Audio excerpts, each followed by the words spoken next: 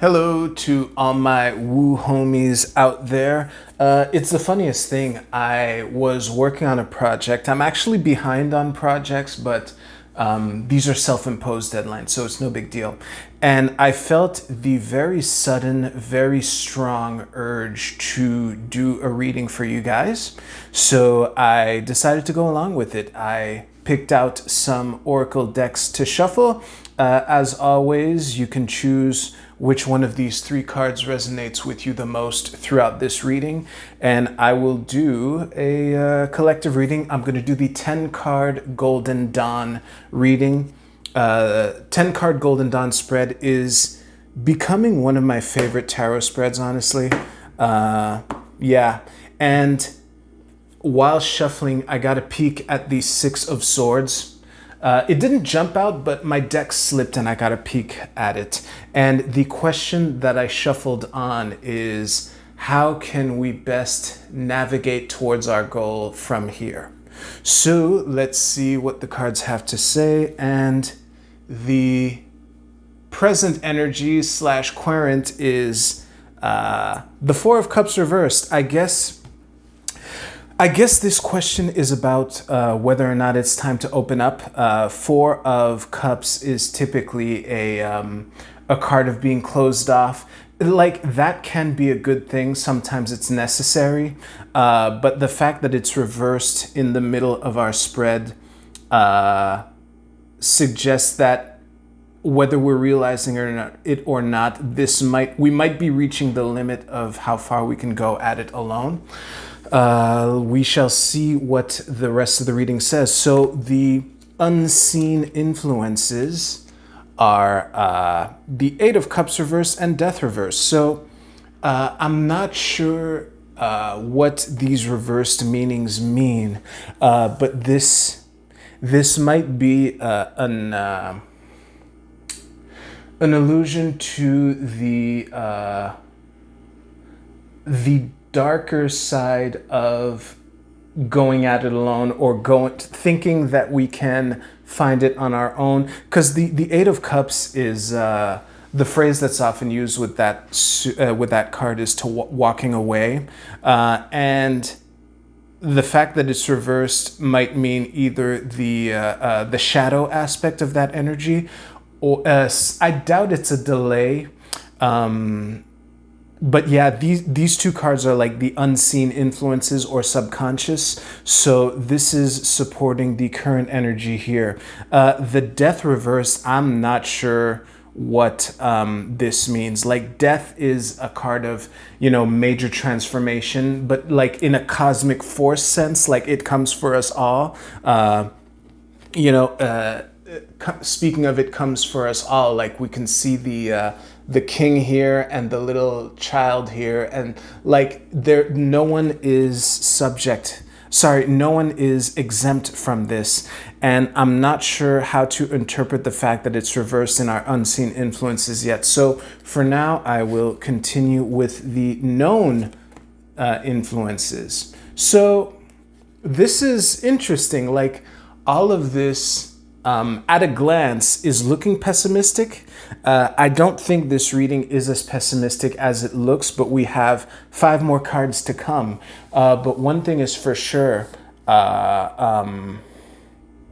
Here's the thing. I'm having trouble interpreting the Five of Pentacles because a phrase that I think is useful in the context of this reading is helping each other out through hard times.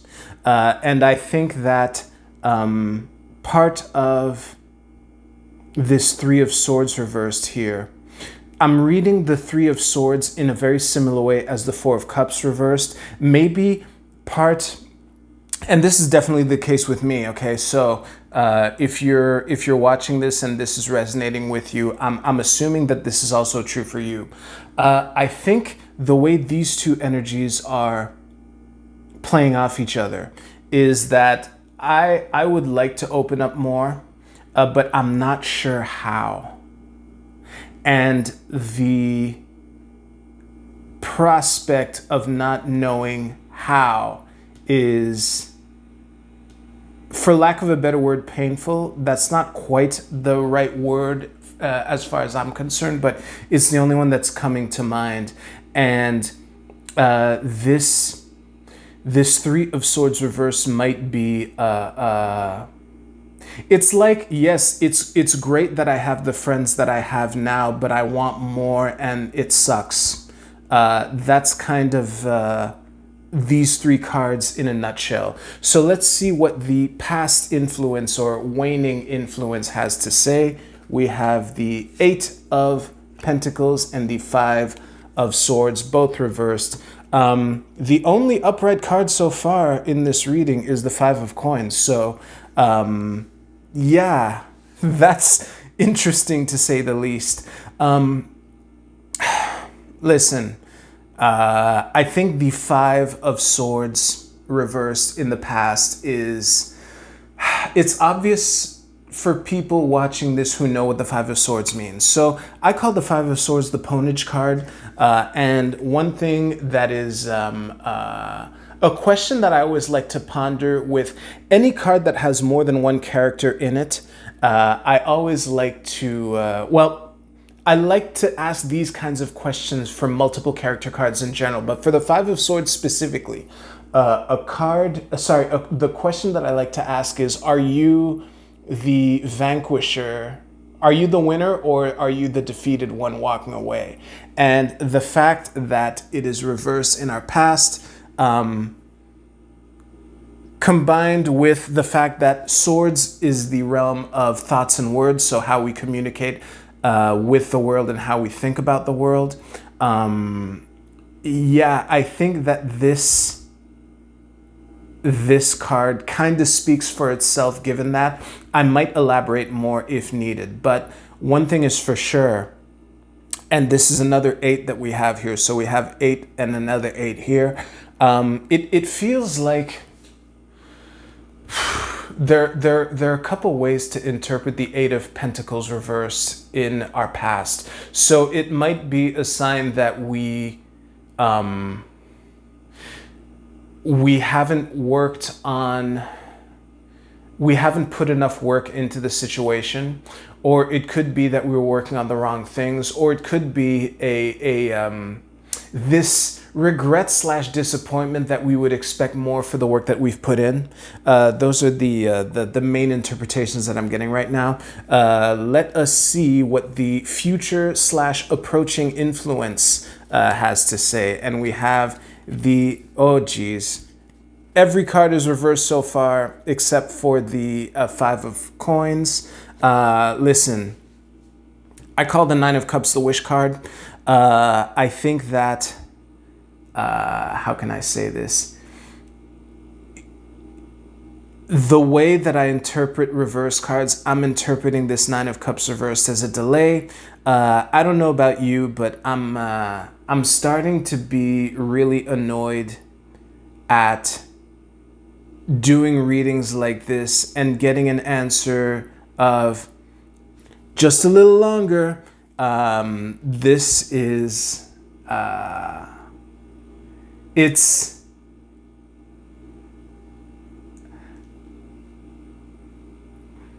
the funny thing is the feeling of annoyance is also alluded to by the Nine of Wands reverse. So we have, so far we have 2 8s and 2 9s and 2 5s. So there's that. One thing that I'll point out though is that we only have one major arcana card. So despite the, for lack of a better word, pessimistic outlook of this reading so far, the fact that all of these are pips is an indication that it is not, there is still something we can do. However, I think that, you know what, instead of supposing what the final card might tell us, let's just flip it over. So it is the Two of Swords. I always rotate my cards clockwise. So that, with the Page of Cups at the bottom of our deck. So, listen, it's funny because I don't know if this is confirmation bias or, well, it's probably confirmation bias, but a lot of the message of this reading is confirming my first impression that I got as soon as I flipped over this Four of Cups reversed, which is, it's like, it's like we know that we've come as far as we can go with the people in our network that we have, and we're coming to terms with the fact that it might be time to think of how to grow our numbers, grow our ranks to get more people on board, and yeah, I get that the how behind it is not obvious. It certainly isn't to me. And that can be disappointing. However, I think that the message of this Two of Swords here, because this position represents how to bridge from the past to the future, right? And this future right here, it's looking like, man, I'm starting to feel like this child who keeps asking their parents, like, are we going to go to Disney World? And the parent goes, just a little longer. And it's starting to plant seeds of doubt as to whether or not we're actually going to Disney World. And that... the childlike energy of the Page of Cups, and also like Page of Cups is childlike and dreamy. It's very how can I say this? Pages are like graduated aces. I say this literally every time I pull a page, but the newness of this page in the emotional realm, it kind of, that combination, the newness combined with the emotions, the watery emotions of the Cups suit, is what combines in this dreamy aspect, which, many readers would consider that this fish in the cup that he's looking at isn't actually there. That I don't think that particular question is relevant right now, but one thing is for sure, if we want to get our wish, it's going to require choices to be made as far as how we deal with people and who we choose to deal with. I am very tempted to pull an advice card, which I will turn over shortly, but I don't feel that I've gotten that I've squeezed all the juice out of these two nines and of this death card. You know what? This death card might be important to focus on. Let me just take a moment to reflect on it to see, now that all 10 cards are out, what the only major arcana card in this entire reading might be trying to convey to us. Give me a second.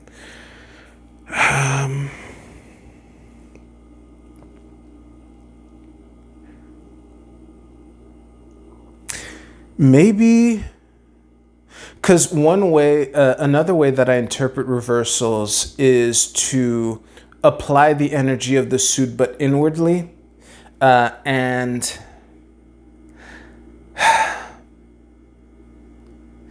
I think that this death card is a warning to not be bitter. The very bitterness that I was expressing when I turned over these two cards, that might be, because, who wants to hang out with a bitter person? I certainly don't.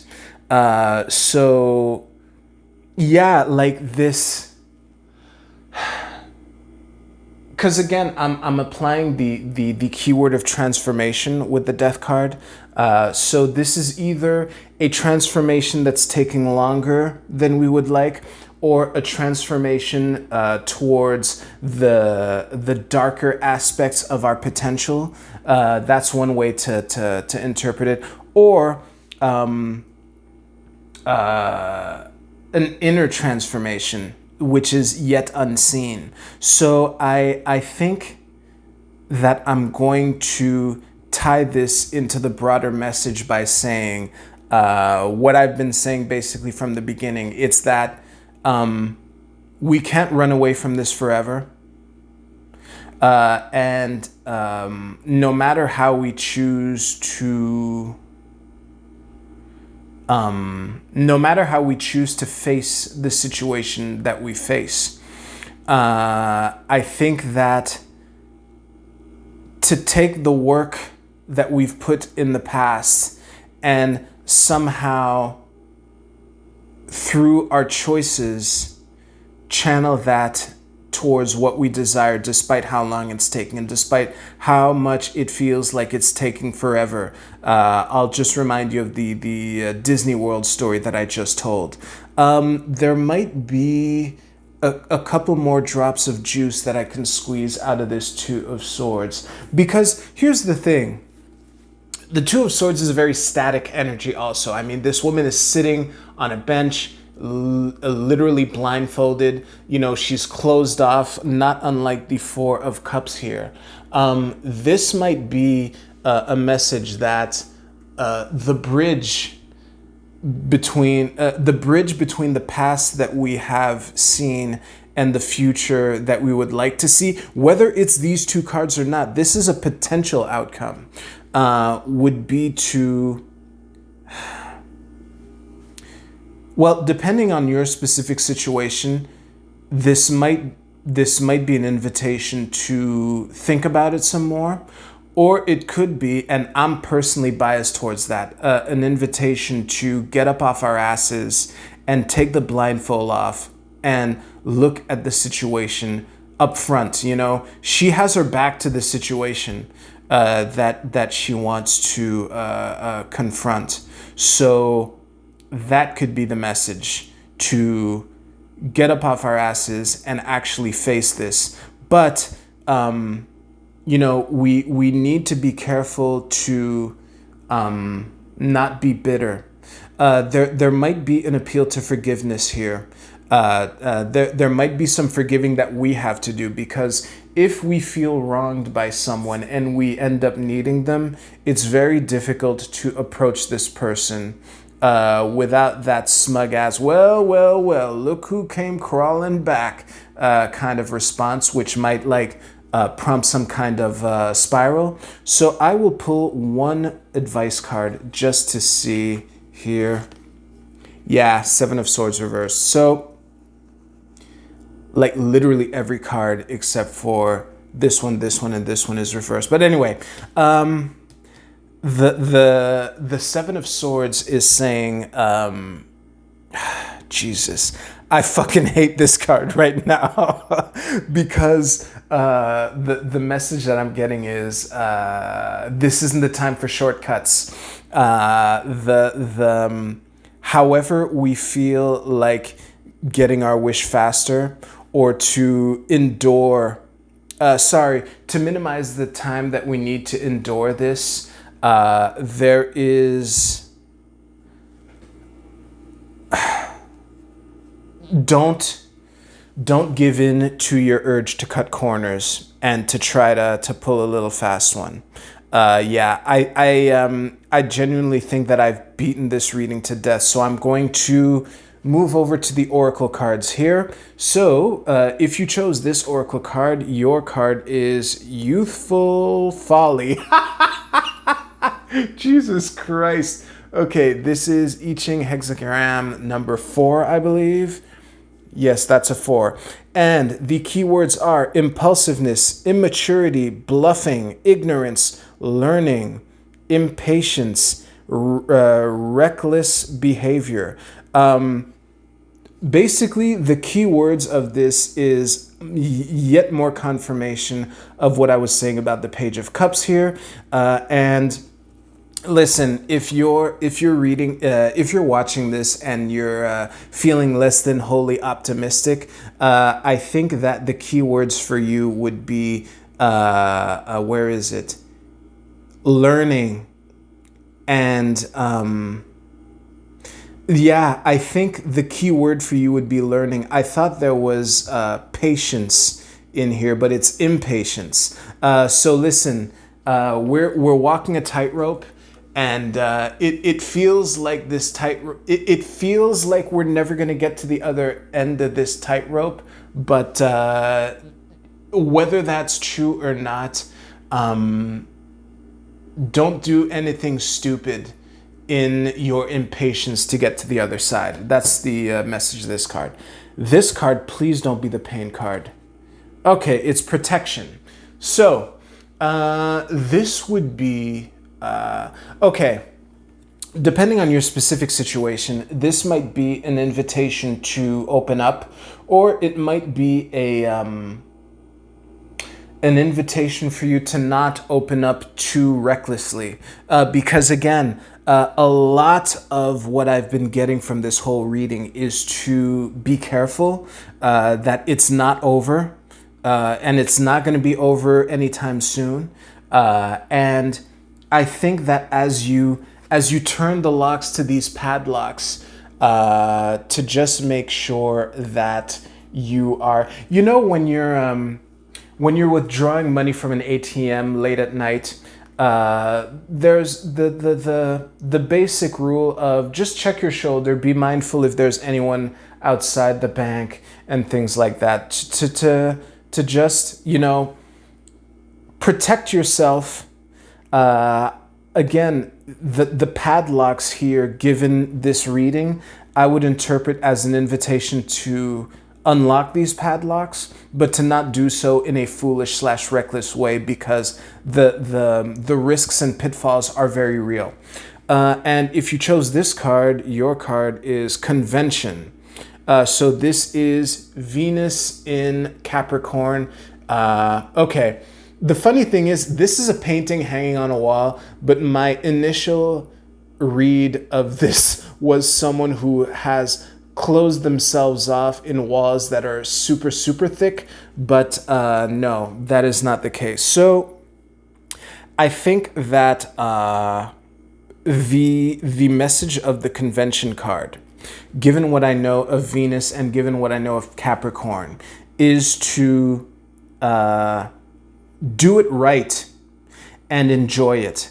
Because again, if you want to take shortcuts and you want to give in to that temptation to while the other players are not looking, to advance your game piece a couple spaces and hope they don't notice, to just realize that if they do notice, and given this reading they probably will, that doesn't help you, and as a matter of fact, in the broader picture, that hurts you. And there is beauty in the slow and steady path, and it's okay. I think patience is a virtue, and if you can find that Zen-like patience as you're building this mansion one brick at a time, and to really take the time to lay the mortar between the bricks and make sure that it's set in the right way, then once the mansion is over, you'll know that it'll be there forever and that it's built to last. So yeah, I think that is your reading. I hope this was helpful. As you know, it was an emotional journey for me. The child asking if we're going to go to Disney World over and over again is facing the fact that he might have to grow up. But as long as I make the right choices in how I open up and don't succumb to bitterness, as I have during this very reading. So yeah, if you were to remember only one thing from this whole reading, is don't be bitter. This sucks for me too, but you need to find the beauty and to be patient. So yeah, I will thank you so much for watching, and I will see you soon.